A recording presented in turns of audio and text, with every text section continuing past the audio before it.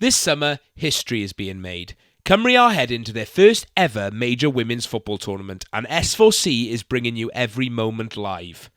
S4C will show every match of Cymru's UEFA Women's Euro 2025 campaign, starting with their group stage debut. After a thrilling 3-2 aggregate win over the Republic of Ireland to qualify, the team is ready to take on Europe's best in Group D. And it all kicks off Saturday, the 5th of July at 5 p.m, when Cymru face the Netherlands.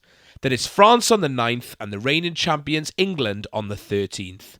Siona David leads the coverage, joined by Gwennan Harries, Owain Tudur-Jones, Dylan Ebenezer and Nick Parry on commentary, bringing you expert insight and passionate Welsh coverage. Catch all the action live on S4C and S4C Click. Don't miss this historic moment for Welsh football. Right, I'm going to ask you to do that thing again. What thing? You lean forward and clap. My lean forward and clap. Is that what the thing you want me to do? Or is it like levels or... If you can sing? lean forward and clap, yeah. that'd be fantastic, yeah. Sing the song. Sing. Ryan. You gotta know when to hold up. I was going to say, what is your song? If someone says, so, like, Greg, you give a song, what? Recently, like for some reason in North Macedonia, we were singing The Gambler a lot. It's a good song. And I think in the bar after the game in North Macedonia, we sang at least the first 3 verses of American Pie before someone didn't know the words. Because there's like six of them, isn't there, I think? Yeah. The best bit is the second verse where it like picks up and it's like, do you write the book of love? Yeah. Do you? That's the fucking best Top part. stuff. Yeah. What's yours, Ffion? No, just... I don't sing. You don't sing? No. I can't sing. Okay. I went through a period that I didn't sing the anthem because I spoiled all the videos like my of dad, Euro yeah. 2016 because I hadn't gathered that it picks up. I spoiled everyone's Tone video. deaf. Main broadcast. Right, are we all good to go?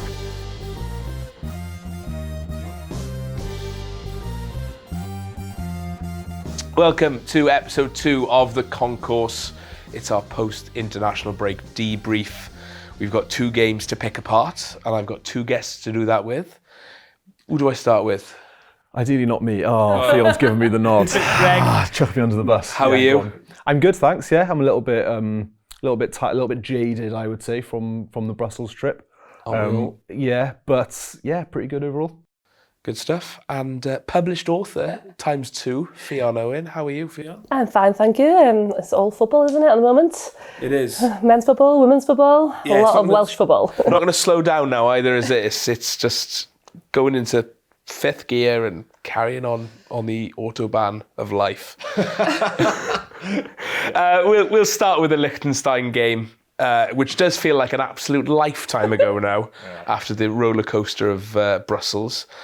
Ffion, I'll start with you. How did you find the whole 90 minutes? Those games are always a little bit weird, aren't they?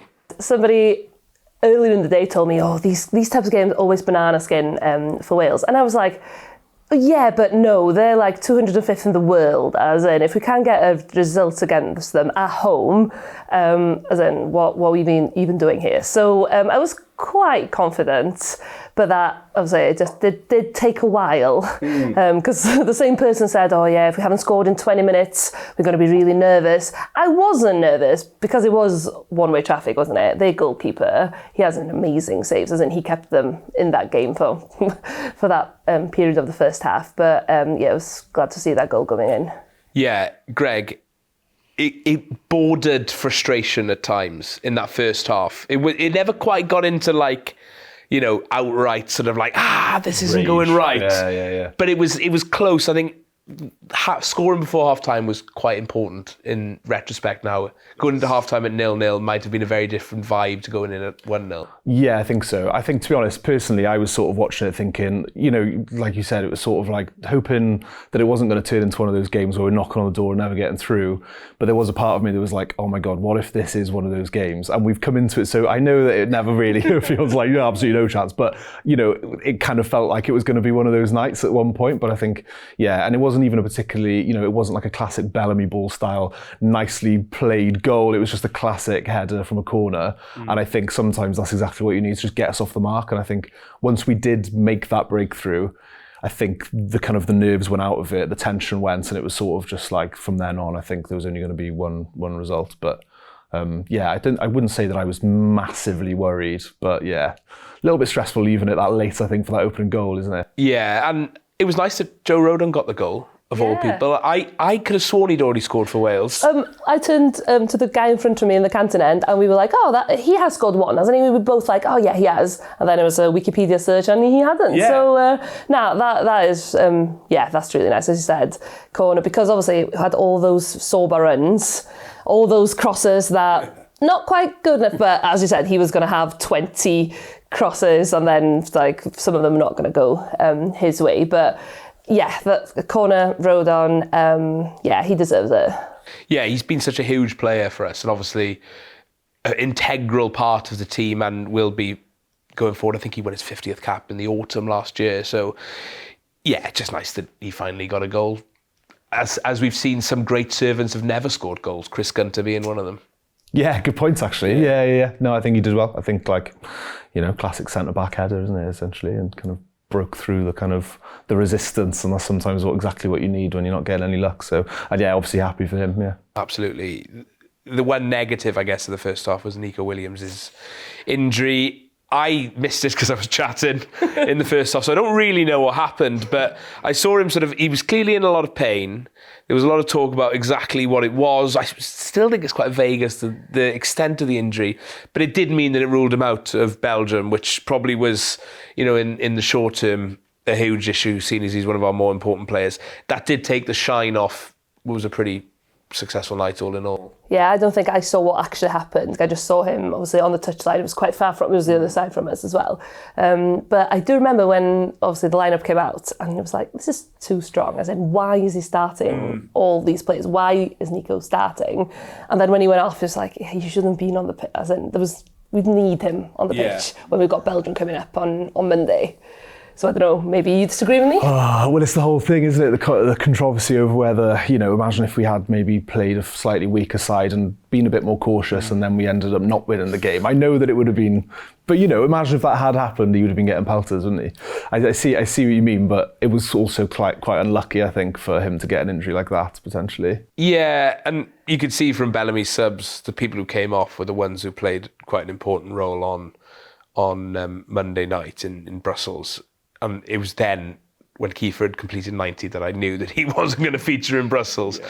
So I think he definitely had one eye on it. And weirdly, in that second half, when he did make those changes to, I think Brennan went off and a couple of others, that was sort of when the game changed a bit. We added a little bit more energy into the game. David Brooks, I thought, was pretty impressive in sort of just getting down that right-hand side and started littering the goalie with a few more shots. And we scored 2 in very quick succession and sealed the game. And it was sort of quite a professional job, really, wasn't it? Yeah, and I like it when they score right in front of us, because obviously the first goal was the other side of the pitch. And then I missed the second goal because I was talking. I turned my head to Tony and then obviously we scored a couple of minutes later. I was like, oh, okay, I didn't miss this one. Did you guys just spend the whole game chatting, not really watching the game? This is the thing with international football, isn't it? It's like, because it isn't come around as often as club football. When you're finally there and you're around all your mates, and it wasn't one of those sort of can't take your eyes off it matches, because we were playing the team ranked 205th in the world, and it was an hour in at that point, and obviously same with the Nico, it was like midway through the first half. You're gonna chat, aren't you? That's what football's for. Well, it's about the social. Backs to the pitch, not back to the pitch. No. We have some of our friends. They're sitting there on phones and they're like, the game's happening there, boy. Yeah. I've seen that happen in bigger games than that as well, by the way. So yeah. But obviously in Canton, what you've got is the same people. Obviously, we all got tournament tickets. So I'm in the same seats for the last, I don't know how many years. So we've got obviously the same guys behind us, same in front of us. So it's like the only time we see them. So I do like chatting in the Canton end. Yeah, you're excused. Part of the fun of it, isn't it? I never take my eyes off it. I'm 100% do because I'm good. You'll sit on the dugout next time. I can do both, but not on that. Kiefer got the third as well to add to his pretty rich scoring record for Wales. I don't have the stats right now, but he had quite a frustrating night in front of goal. So it was quite nice he got his reward in the end. Yeah, it's interesting with Kiefer. I know we kind of spoke about it in the past about how sort of he fits into kind of the style that Bellamy likes to play. Obviously, I still think he has a big part to play. Obviously, we saw the assist he got in North Macedonia. So yeah, I think that he's still an important player, especially in games like that against Liechtenstein. I know obviously he had a few chances that maybe he should have put away and ended up getting his goal. But yeah, I think he'd probably be pretty pleased, although obviously then frustrated not to play against Belgium. But I think he did quite well overall, I would say. Yeah, you mentioned then people being on their phones during the game. There was a period of time where I was glued to my phone as the game dwindled out on the pitch in front of me. But the game in Skopje had caught my attention as Macedonia equalised late on against Belgium after a false start earlier in the night where they had their goal disallowed. Coming out of that ground, that was just what we needed to make that, like, obviously we were expecting to win. We did it fairly comfortably, 3-0, never really any worries. Greg, that was the icing on the cake, really. When we talked about it last week, we said that would be almost one of the more important results of the whole weekend. And it just gave that game a little bit more of an edge on Monday night. Yeah, I think that kind of after that kind of North Macedonia result, I was personally quite pleased after as in our result away, because I kind of felt as though not much had actually changed. We'd got that kind of draw. They're a tough team to beat as well, and obviously, well, exactly, and they really are in the conversation as well for that top 2 spot. So I think that we shouldn't write them off. But yeah, for them to take the 2 points away from Belgium as well is massive, and I think it means now that obviously with that Belgium result in mind that we got then. I know we'll probably touch on this later, but I think it still means that the group is wide open essentially with these 3 teams battling out for those kind of like two spots. And did you see the goal as well? The volley. It was a great finish. It was a lovely finish. Goal. Yeah. Yeah, well, Liechtenstein, job done. Tick, put it in the rear view mirror of the autobahn of World Cup qualifications. That sort of metaphor I'm going to try and keep beating. Say 3 points. Happy days. Ask me in a couple of months who scored. I most probably won't remember.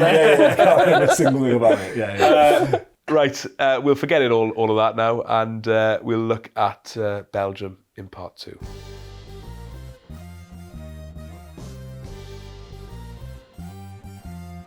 Belgium away. I mean, again. We like it. Before we get into the actual football chat, let's talk about the important stuff. Ffion, how was your trip, first and foremost? It was a very good trip. Made a trip out of it, went to Bruges and then came back to Brussels. We have been to Brussels many times before. Wanted to see somewhere that was actually nicer than Brussels. Do you have a nice little romantic trip down the canal? Is it that kind of place? It is for that kind of place. Us and 20 other people on the boat. But Very romantic. And then obviously came back to Brussels night before the game and to the carnage that is Brussels away. Yeah, were you in the square the night before? I wasn't in the square the night before. We went to watch, it was a final, wasn't it? Yeah. The Nations League. Yeah, the Nations League final, so we went to watch that. Oh, nice. But there was enough square on Monday. Yeah. What about you, Greg? Yeah, it was good. Yeah. So like I say, I was in the square the night before the game, and it was because we went for the Nations League in 2022, and that was like the night before the game. Then was just like silly, but this was on another level. Obviously, 4,500 Welsh fans in Brussels. It was pretty nuts, but we had fun. Yeah, it was very good, and enjoyed the kind of all the little delights that Brussels had to offer. Ridiculous strength lager. Big old waffles with. I had waffles with strawberries, ice cream, chocolate sauce, and just honestly, I could have napped for about 3 days after that. It was stunning. And fries with every meal. Got to be done. Yeah. Oh, I didn't even go to the square with the actual Grand Pla Square. Yeah. I didn't actually go there this time. So I went on the other side of the back. I didn't actually see anything in Brussels except for Delirium and Celtica and Roosters. Those are the best sites. There's sort of like a 1 square mile, really, that I think most people don't really leave. Yeah. We were staying opposite Celtica around the corners, and we could not have picked a better place. Yeah. I know. We didn't really give the sites a second thought either. I mean, we were in the square not for the sites, it was just because that's where everyone else was. I think we ticked them all off in 2022. My hotel was just off the Grand Place, so I had to walk through there every night, and I sort of walking through there going, Nice this. Yeah. And that's sort of... Culture. I saw your picture the night. I was like, oh yeah, that's how it looks like. Yeah. You could, if you wanted to take that photo, by all means, and put it in your collection, pretend you've been there, by all means. But yeah, I think all in all, a really good trip, considering we've done it plenty of times in the past few years and went off without too much incident. I guess the one incident was the fan that fell from the top tier. I think all we can say right now is I'm just glad that it wasn't serious, because it was quite harrowing in the moment. But glad all was well, and there was no serious injuries. Thank God. Onto the football. The football. My word. What a game. Let's start really with the first major incident, which was the penalty decision. The nature of that ground is you're quite far away. I had no idea what was going on. To be honest, I had no idea if it was a penalty or not. In hindsight, looking at the coverage, that is a mental decision, isn't it? And it's obviously replayed slow back, and that doesn't happen real time. As you said, we had no idea what was happening. More like people texting us saying, oh, never a pen, or... That's always my gauge as well. If I get loads of messages going, that was never a pen, I'm like, okay, and I just repeat it like I know. But that VAR, that was the first incident where it was so slow, and then we had it 10 other times. Like, I've never seen VAR so slow. Every goal. I did the maths, and it was like 12 minutes or something altogether of time spent waiting for VAR, which is just insane. It's just so slow. Yeah. I'd not really been to a match where it was used in that way before. No. And I wouldn't want to watch that every week, because we celebrate every goal twice, essentially. But yeah, I mean, like, that penalty, it felt like it threw everyone off a little bit, and it sort of showed us up, and for sort of 15, 20 minutes, they were just absolutely cutting through us. And Greg, I guess it was the first time we really saw the proper fallibilities of this Bellamy team. Yeah, I think in fairness, that Belgium attack though was also outstanding. Yeah. I mean, like, everyone was sort of saying, oh, they're not the Belgium of old, etc., etc. And whilst that is true, you look at the talent they got in that team and it's still ridiculous. I mean, like, Tielemans was outstanding.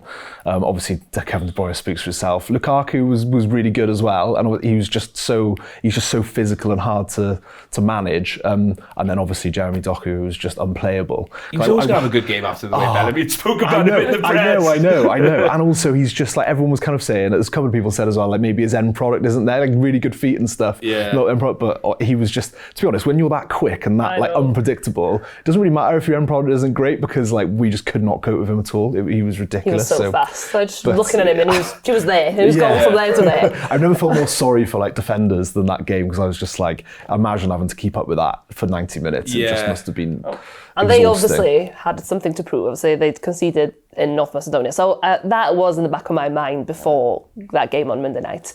As in, they're not going to... As in, I know all the history between us and everything, but they have something to prove to obviously themselves, but to their fans and stuff as well.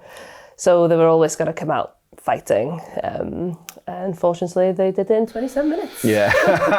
It was harrowing minutes. There was a moment where I turned to one of the boys I was sat with, and I said that it sort of reminded me of Burnley under Company, and obviously Bellamy in the Premier League, where they were getting battered like 5-0 every week, but they were still trying to play football the right way and still trying to do things. And it was a bit like, we've got to try and adapt to this game, and we've got to try and find a way to not get hammered. Because at one point it did look like it was going to be an absolute shoe-in. And I wouldn't have been surprised, as after that, when that third goal went in, a few people were already on the metro going back into town. Apparently some people had left. Which I'm sure they would have been, Yeah, because Manon, my girlfriend, went to get a drink and said that there were people leaving. And I said to her, I don't think we are going to come back, but imagine if we did. You should just never leave. No, I know, I never leave. There's too many stories of people leaving early and then regretting it, and having to watch like on the telly or whatever afterwards, going, oh my God, I can't believe I've left. What was the one? There was recent, wasn't it? I can't remember who it was. Like in a McDonald's, they'd left the game. Oh, what game was? I can't remember what game was it. Was it maybe England coming back against Slovakia? Somebody maybe it was, and they were watching it in McDonald's, but they'd come from the game. But I've got to a rule, I don't leave Never games. leave it. Never No, leave never games. leave No matter it. how harrowing it is. But my partner had left after the second goal to the bar, and he doesn't usually go to the bar in the middle of a game. That's how bad it was. So he had gone down. He actually missed the third goal. But That's because you've been drinking the stand, to be fair, probably, wasn't it? So he was like, Yeah. right, this is a good time to go. But I think there were no pint glasses left by that time, and it was only between the second and the third goal. They were on to the half pints. Weirdly, I sort of always knew that we'd have a bit of a resurgence. After the second goal, we missed a pretty good chance that I sort of rued a little bit. Like, you know, if we'd made it 2-1, then it does change the dynamic. But we were sort of, it showed Belgium's defensive frailties, that maybe we could still get in this game. And I would like to have thought, we've seen enough of Bellamy now that he has enough to change it. He's not stubborn enough to just sort of let it happen. And we had that sort of little ray of hope just before half-time with the penalty awarded for Chris Mepham getting floored in the box by the goalkeeper. Was Mepham, was it? That's the first think, I heard who it actually was. Again, down the other end, I still don't... it was one of them, I don't really know what happened, and I watched it back and he just absolutely wipes him out. So it was a definite penalty. And it was sort of what we needed to just, before half-time again, to go, okay, this isn't out of reach. You know, we aren't going to get hammered here. We can give them a little bit of a scare, at least in the second half. Yeah, it was something to cheer about, first off. Yeah. But again, the timing was impeccable. You know, that just before the half-time. And I think I made a bet with somebody in front of me, like, oh, is he going to score, is he going to miss? I actually said miss. So I still owe that guy a pint. But yeah, it was Harry Wilson. It was an easy pen, actually, wasn't it? Yeah. Straight. Took it well. Do you know what, going back to that Brooks chance here that you mentioned at 2-0 to make it 2-1, it would have made it 2-1. It was still, like you said, really encouraging to see that. I watched it back as well, and I was really actually encouraged to see how we were still kind of getting our foot on the ball. And I know it wasn't, we were still conceding chances, but we still weren't afraid to play it forward and have a go at them. We didn't hide at all, did we? No. And go, right, let's just damage limitation. No. No. And I said at the time, when it went to 3-0, I actually said, I'd take 3-0 now. I would honestly just end this game because it looked like it was going to get really ugly. But equally, we were actually still trying to play. And if Brooks tucks that away, I mean, he did really well, to be honest. He did really well to actually manufacture that chance because it was a lovely ball over the top. And then he just sort of maybe had a little bit of luck and sort of shrugged off the defender. And on another day, that does go in, and who knows what would have happened after that. But yeah, like you say. And also, it was quite nice, actually, to see us playing that ball rather than always persevering with it on the floor, which is maybe what we did more of in Bellamy's kind of early games. We now look like we're not afraid to sort of knock it long as it makes sense to, even into somebody like Brooks rather than more, and just seeing what we can sort of create then in those little kind of interplays off the attacking player that receives it. So it could have all been different, but yeah, like you say, that goal that we pulled back then at 3-1 going into half time, I think that was massive because that gave the fans a little lift as well, and it was sort of like, okay, maybe there is something in this. Yeah, I think if we hadn't got that, there would have been an exodus at half-time to the pub, maybe. I think. But I think the whole first half, it just felt a little bit disjointed. I don't know if it's because of the way Belgium were playing and obviously the time in the season. They've just come off the back of quite a sort of straightforward game against Liechtenstein and it's the end of the season. It wasn't quite clicking. Like, I think it was typified by Sorba Thomas trying that flick out wide that sort of was just a little bit timid, didn't come off and led to the second goal. But I was expecting maybe more changes at halftime.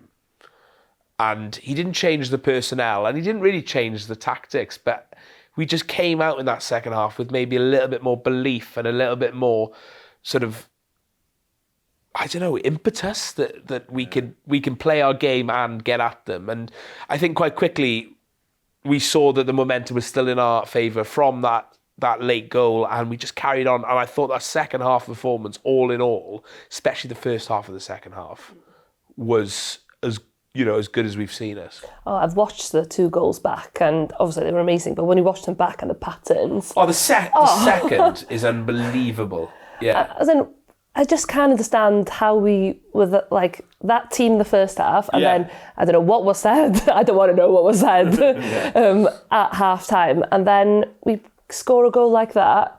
And again, we've mentioned Sorba already, but a lot of people would most probably want to see him off at half time. I said, I'd sub Sorba now at half time. I was one of them. And then, That's why I'm podcasting and not in a dugout. and then The only reason, obviously. Yeah. he came out and he obviously scored. And I think, was he the assist as well, wasn't he? Yes, he put the header back in. Yeah. Yeah, and I like Sorba's first goal. We spoke about him earlier and how important he's been. Like whole move was it was swashbuckling, I think the word is. The little interchange between Wilson and Johnson, I think it was, on the right-hand side. And then the way that I think it was Wilson knew. He got his head up. He just knew that Sorba was going to. to be there. And it was an easy finish. It was. In the end. He made it look easy. He made it look easy, absolutely. Maybe it wasn't as easy as it looked, but it was just this perfect move, and it just gave you that hope. And I sort of knew at that point that we were going to score a second again, or a third then, because we looked unplayable, and Belgium were all over the place, and we did, and it came through Brennan Johnson, who's maybe had his detractors. I've probably been one of them in recent times. I think he has high expectations, I think, being the second highest transfer fee for any Welsh player, playing probably at the highest level we've got, albeit maybe not Spurs this season, but he is the one that people would thought would take the crown, And he hasn't. and he hasn't really. And it was like what we've seen from Johnson this season for Spurs. It was a very Brennan Johnson goal. It was a good movement in the 6-yard box. People call him a tap-in merchant, but you've got to be in the positions. And it was really, again, the header back from Sorba.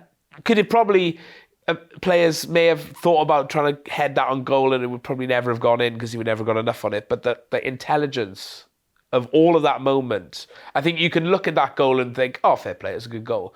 But when you look into it a little bit more, all the movement and the deft touches, I think it was a really, really impressive goal, I thought. And Brennan Johnson, I thought he had probably his best game for Wales in some time.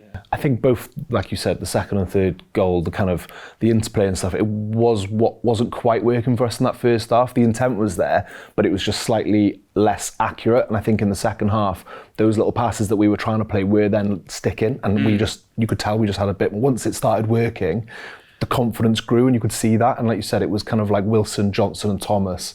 The way that those guys sort of worked together in that attacking unit was just, like you said, so lovely to watch. And those two goals are some of the best team goals we'll see Wales score, especially in a game of that magnitude away at a team like Belgium.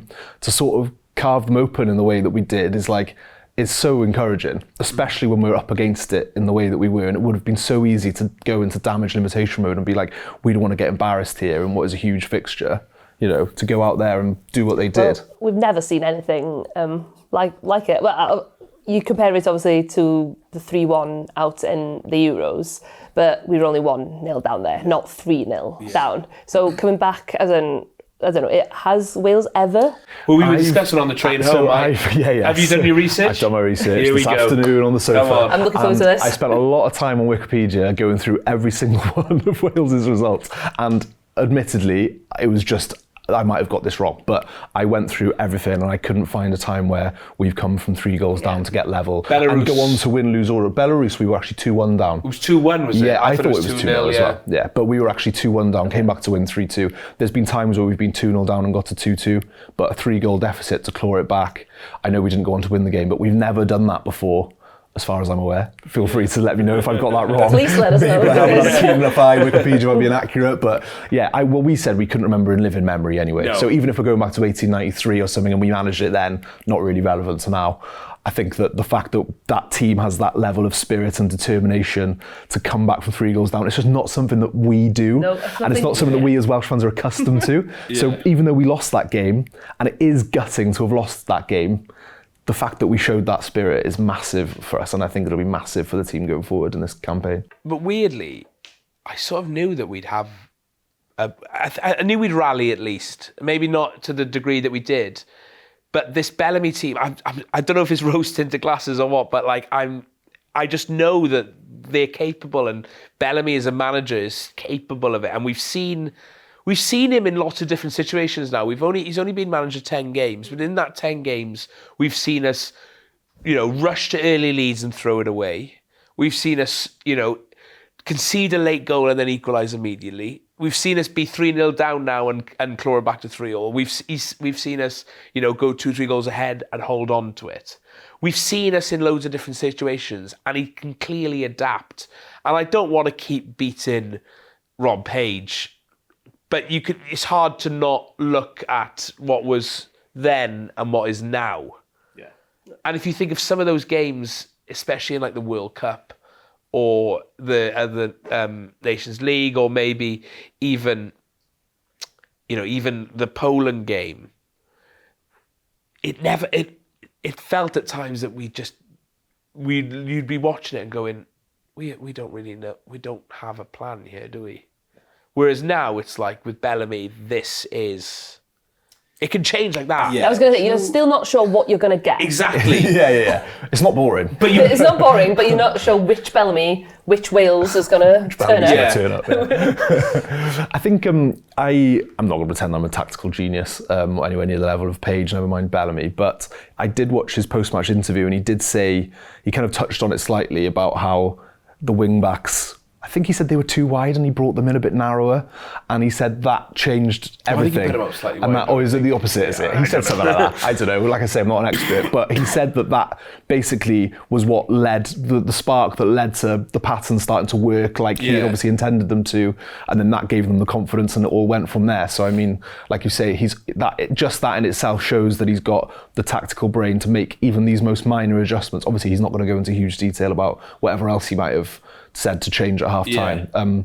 But like you say, I don't think we had that in the past. I don't think we had that plan B, which was a big criticism at the time and was maybe overplayed slightly, but I think clearly now we can adapt. That being said, we probably shouldn't have been 3-0 down in the first place, and it has completely changed the way we feel about this game, the fact that we came back. I think that's important to note.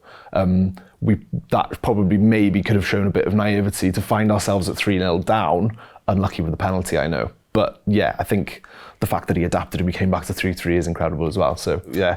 Yeah, and then we had obviously another VAR moment as they scored a fourth, and then it was disallowed, rightfully so.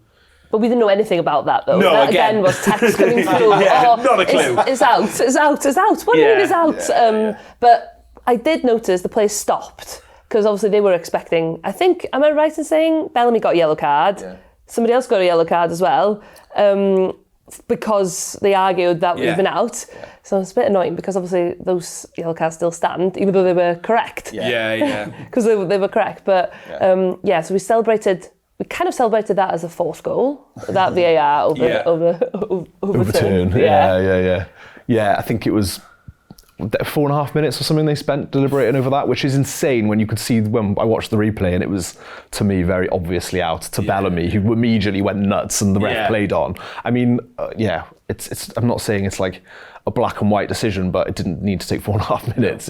And especially when you're in the stadium, you don't have a clue what they're even looking at. You just have to stand there and wait. Yeah, it takes it all doesn't of the even tell you what game. they're checking. Yeah. So for me, it could have been an offside or it could have been a foul in the build-up. I had no idea that it was a throw-in that they were checking. No.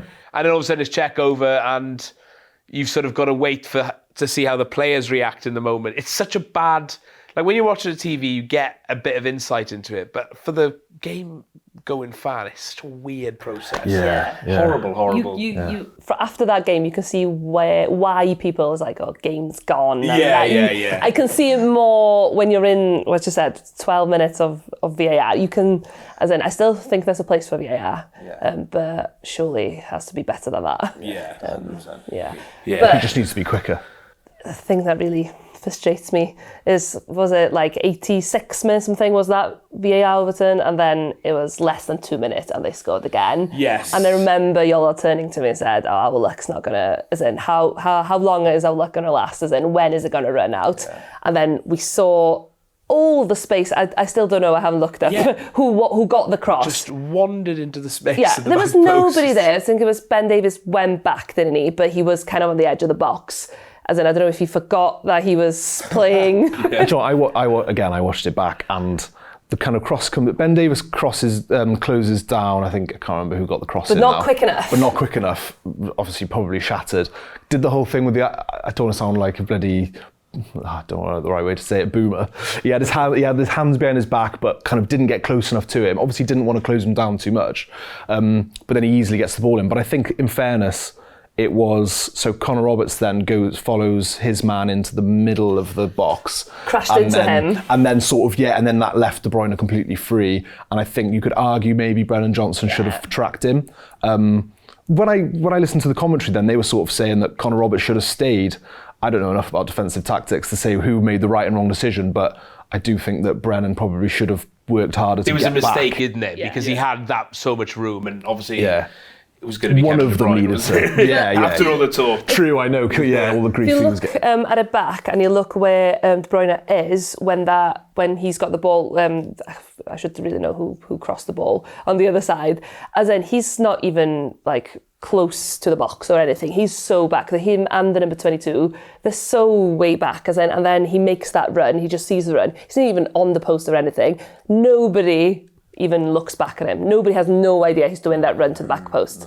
And that is kind of, as I said, I think it should have been Brennan Johnson tracking to the middle and Connor Roberts, as in that what they were debating. Yeah. And when you look about it, them. you could debate that should have happened. But once you see that cross leave his foot, and it's, as in, Just happened in slow motion almost, didn't it? You could see it floated in and it was like, he's going to score this. But do you know what as well, I didn't realise until after, was that corner that they had just before apparently should have been a goal kick. Yeah, somebody else told me that. And then the following play led to the goal. So again, you said about our luck not running out, but I think we could probably feel quite hard done by that we didn't get the goal kick instead of the corner there. So, I mean, it's all ifs and buts, and I know that these things do tend to level themselves out, but still annoying.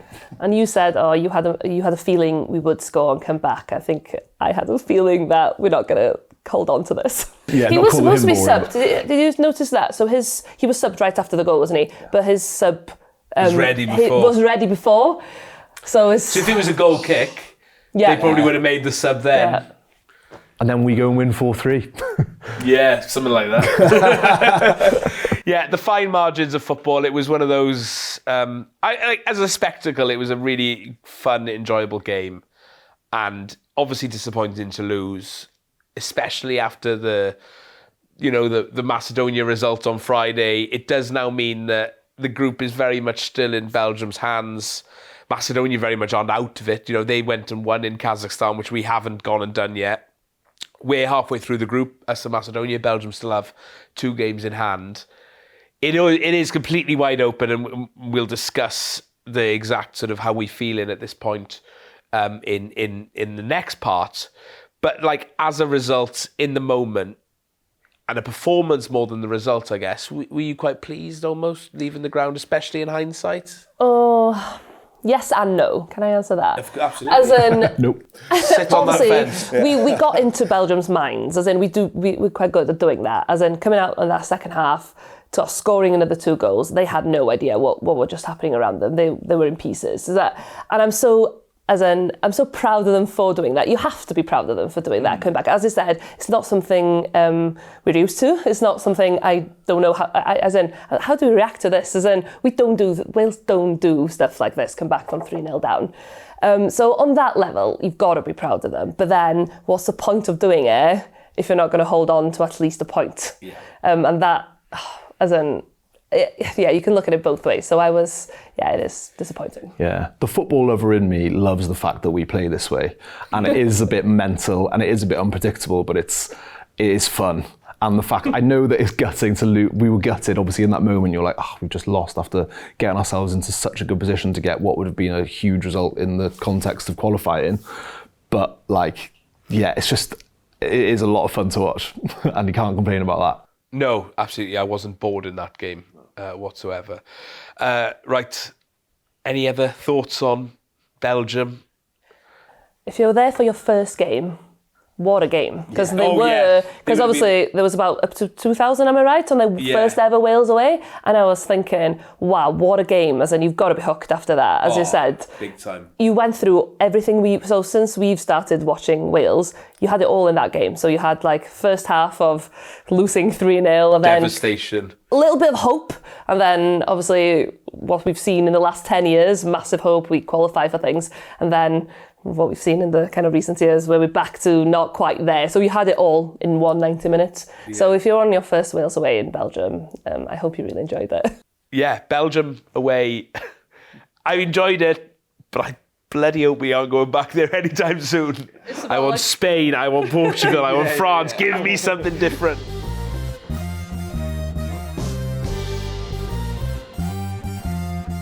Right then, 3 points from the June international break. I think we all probably hoped for at least 4, albeit North Macedonia getting that draw against Belgium does mean that we're still in the hunt for top spot, although we probably will have to beat Belgium and hope they mess up elsewhere whilst we have to stay perfect. Ffion, we're halfway through the group. We've played 4 games. We've played all our opponents. Do you think we can still win this group? No. As in... That's not that's not the answer I would have liked to hear. Obviously, as you said, halfway, we have to win every one of our 4 remaining games. Belgium has to slip up and not, as you said, not just against us. Yeah. It would have made such a difference if we got held on to that point, because we would have been on 8. It would have been on 2. It would have been in our hands. Now, obviously, we're still on. We're on 7, still on 7, and then they're on 4 with 2 games so in hand. And it's not impossible, but you've got North Macedonia in there as well. It is a group, as we've seen, we all take points from each other. We know, as in Belgian fans were telling us over the weekend, as in they're not good travelling. As obviously they've just been to North Macedonia and drew. They're not good at going away. So they've got the away of all aways still to come as well. You know? But still have. But so have we? I was going to say, yeah. We're not great past the Iron Curtain, over the but years. This is a country we've never been to before, so we haven't got anything to compare against. We'd also never come back from 3 goals down ever. No. So, We also hadn't won in the former Yugoslavia until Craig Bellamy took over. So. Yeah, there we go. This is good. This is good. So my initial thought is no, but it's not impossible with Bellamy, because as you said, we never know what we're going to get. And the annoying thing else is, obviously, we've got that home Belgium game in October. We've got the England friendly before it, and I'm kind of annoyed on that fixturing. Well, Bellamy wanted that. Bellamy wanted... Yeah. I wouldn't. But we prepped with a sort of a low energy game against Liechtenstein this time around. It's a bigger gap as well. It's Thursday and Tuesday, isn't it? In that window. I don't know. I'm happy to just sit back and go, beat them both. Beat them both. They're minnows these days. Yeah, exactly. We beat Andorra 1-0. But is he? As in, are we going to go to Wembley and put our second team out? He's not going to do that. That's not Bellamy style. No. And I wouldn't want that either. No, exactly. Yeah. It's a horrible situation, really. You are right that it's like, it's terrible timing, really. But also, I can't wait for it. It's a great double-header, to be fair. 2 games that you want to win, even the ones are friendly. But we need to beat Belgium. And I think we can. I think we definitely can at home. They don't like coming to us at all. As in, we've obviously got results there quite often over the last couple of years. Obviously, we've got to go to Kazakhstan before that, which is going to be a new challenge. Am I right in saying that if we win all of our remaining fixtures, and so do Belgium, obviously, apart from losing to us, would that not put us level on points of Belgium? Have I got the maths wrong? It'd be goal difference. Yeah. So would it be goal difference overall or goal difference head to head? Goal difference overall. It would be goal difference. And they've got to play last. Yeah, they've got to play Liechtenstein twice. So they will know.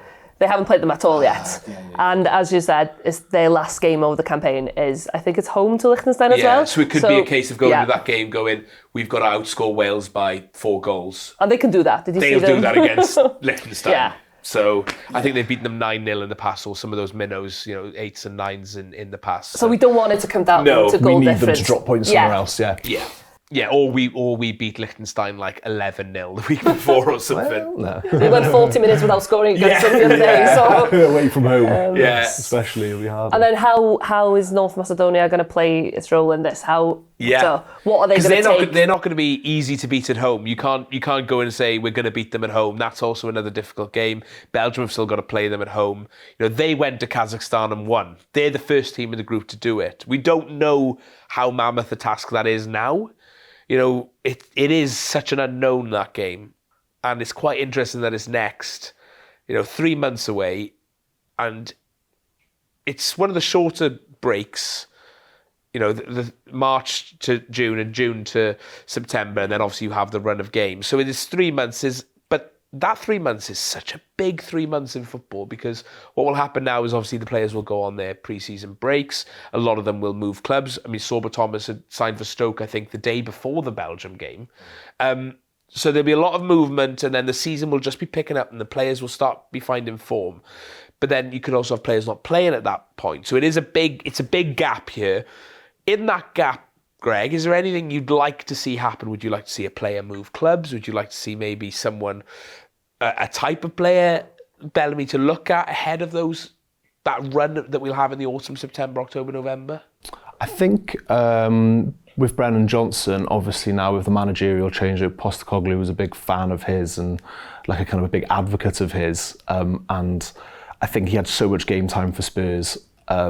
Even when his form maybe dipped, they kind of persevered with him, and I think that we're benefiting from that. And I think now, obviously, with the managerial change, that's a big one. I just hope that he carries on getting game time. I don't see why he wouldn't, but I know they have got good options, like attacking options. So you never know, but that's one thing I really hope that he just carries on developing. Because I think, although we kind of touched on it earlier, that his form hasn't always been what we've wanted it to be playing for Wales, I still think that he could have a really important role to play, and we saw, as you mentioned, his positioning and the way that his movement in the box and the way he gets on the end of those chances is something that we could really do with and is really helpful for us. Because one thing we are really lacking probably is an out-and-out clinical goal scorer poacher.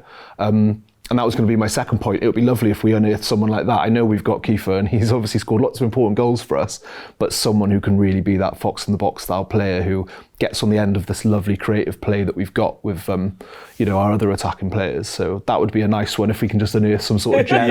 We were going to find them. Yeah, someone with a Welsh nan somewhere in the Championship or something would be lovely. I think that'd do. It'd be nice to see, obviously, sort of Leeds and clubs going up as well. So we haven't mentioned, obviously, Dan James has not been. Well, he was in the squad, wasn't he? Yeah, with illness and stuff. Yeah. But else, if Dan James was playing, Sorba wouldn't have been playing. So it's Yeah, definitely. you just you can write these things, so can you? So it'd be nice to see what's the effect So of the that. three Leeds lads and Connor Roberts. Yeah. I don't know what Chris Beppham's situation is. Obviously, he was on loan at Sunderland this year, and I think he must go back to Bournemouth, but I can't imagine he's going to be sticking around at Bournemouth after being out on loan. So yeah, there's quite a few lads to come into the Premier League. I think I saw someone suggest that out of the starting 11 on Monday, 9 of them will be playing in the Premier League next season. That's amazing. Obviously, that includes people like Darlow, who may get a move now because he probably won't be Leeds' first choice, and maybe some of them may drop back down.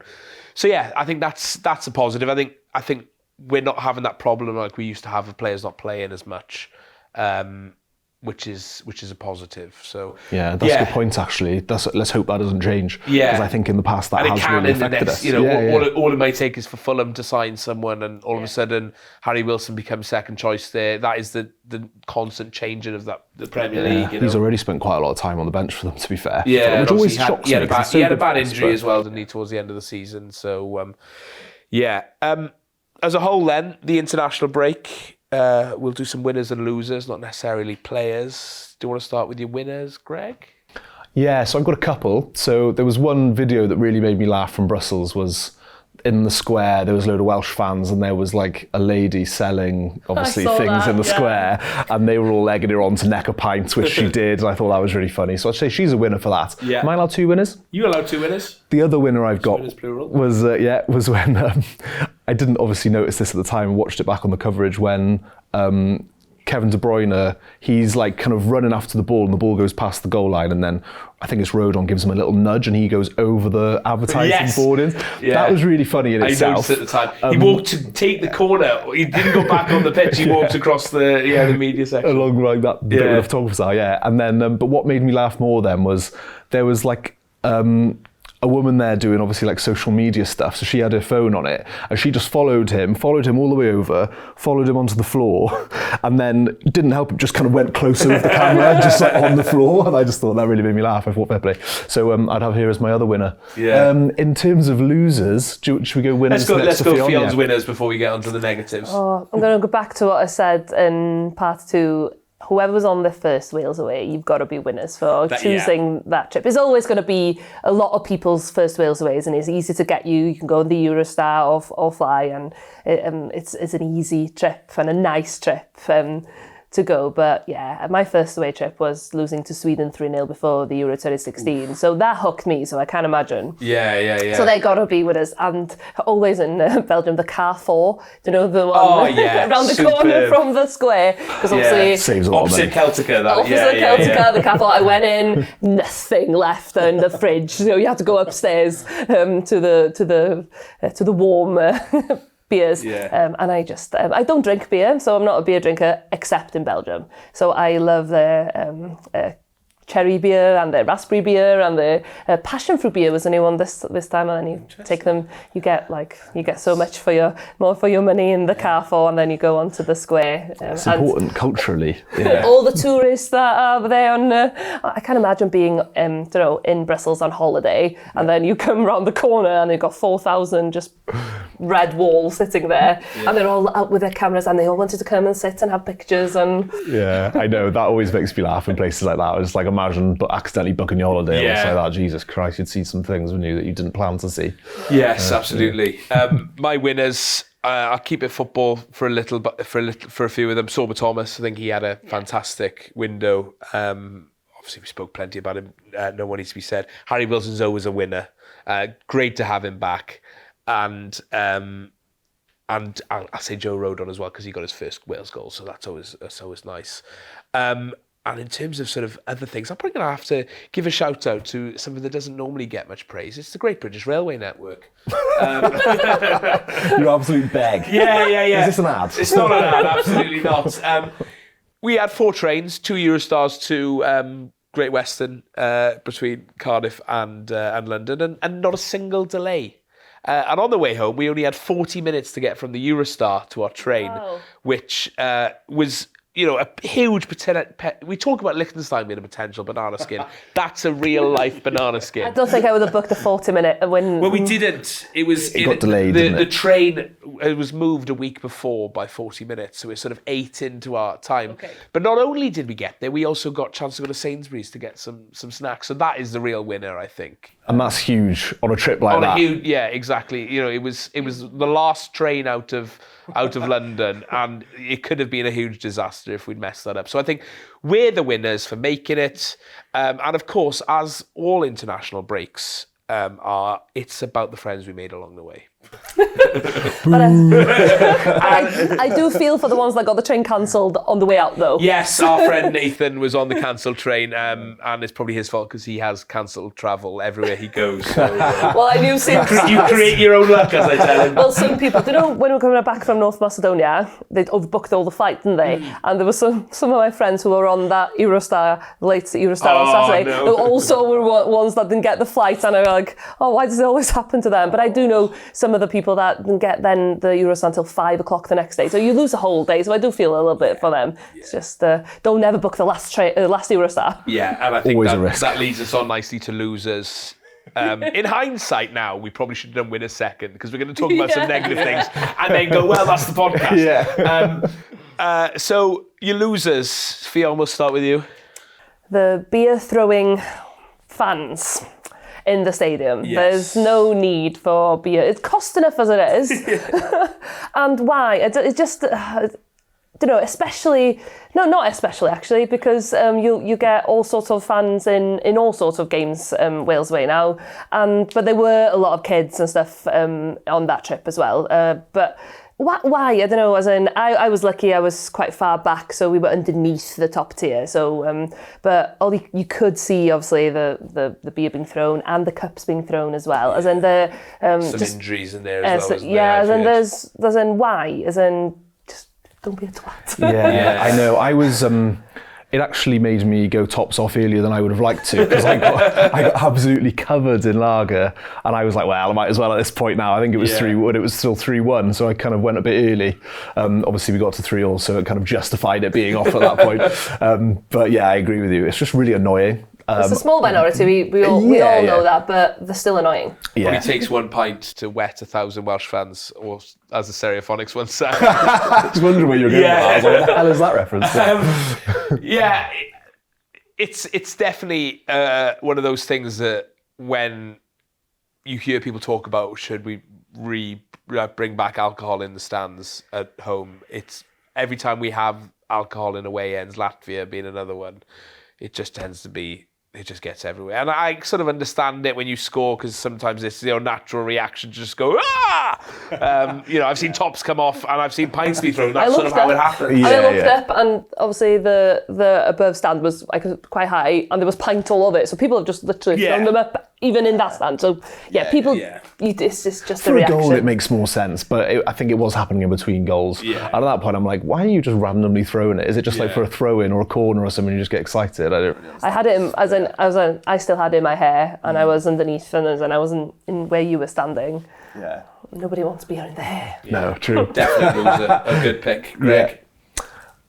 I hadn't given this any thought. I was too focused on my winners, but I think if I had to choose one, it would be VAR for taking so very long. Big loser on that one. Any others? I think that's probably it, to be fair. Your mum's up. My bank account, that's true. Yeah, my bank account was a big loser. Yeah, I'm going for the stadium as a whole. It's just not a very good stadium for such a sort of, quote unquote sort of big football nation. It's not a great stadium, and I just don't enjoy going there.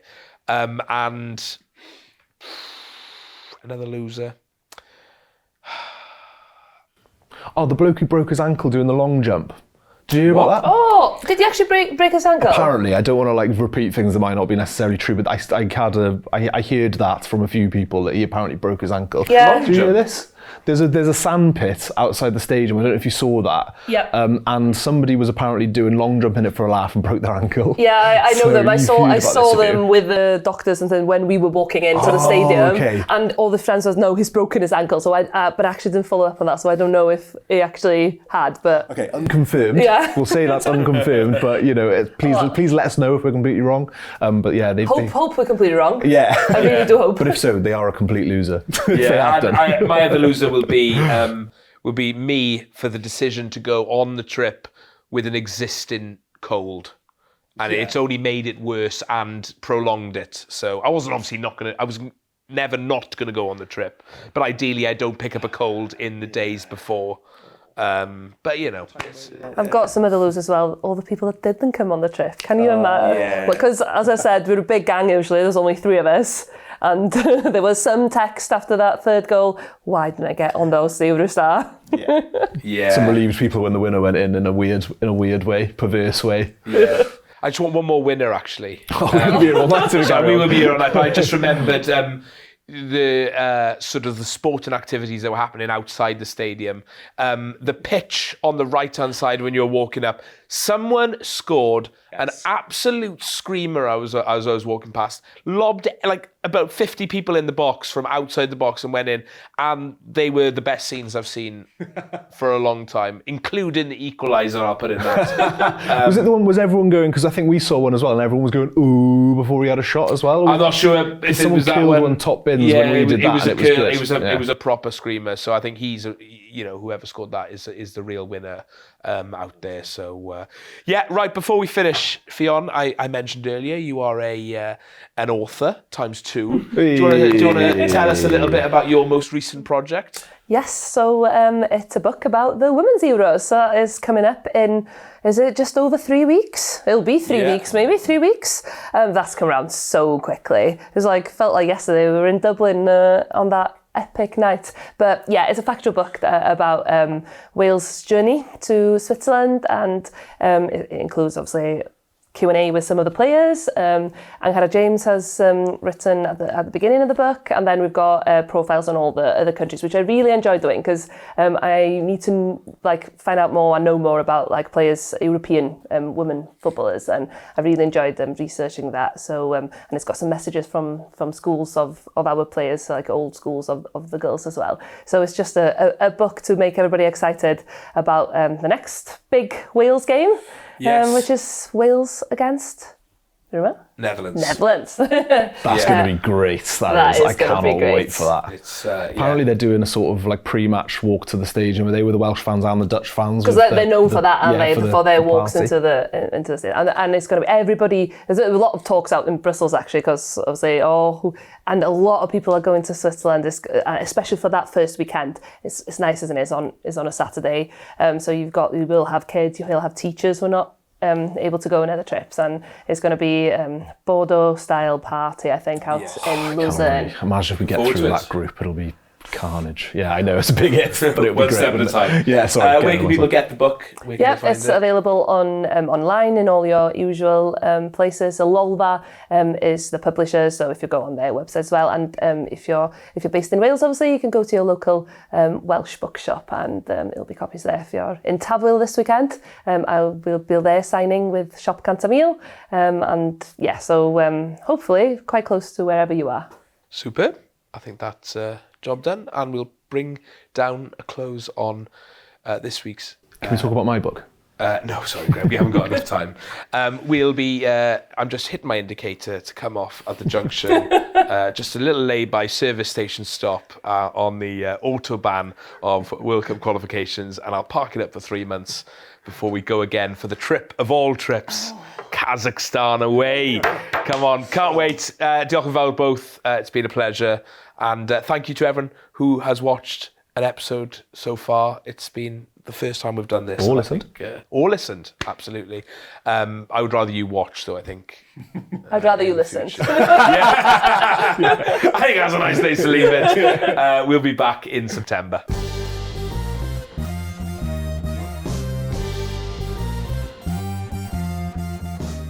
This summer, history is being made. Cymru are heading to their first ever major women's football tournament, and S4C is bringing you every moment live. S4C will show every match of Cymru's UEFA Women's Euro 2025 campaign, starting with their group stage debut. After a thrilling 3-2 aggregate win over the Republic of Ireland to qualify, the team is ready to take on Europe's best in Group D. And it all kicks off Saturday the 5th of July at 5 p.m. when Cymru face the Netherlands. Then it's France on the 9th and the reigning champions England on the 13th. Siona David leads the coverage, joined by Gwennan Harries, Owain Tudur-Jones, Dylan Ebenezer and Nick Parry on commentary, bringing you expert insight and passionate Welsh coverage. Catch all the action live on S4C and S4C Click. Don't miss this historic moment for Welsh football.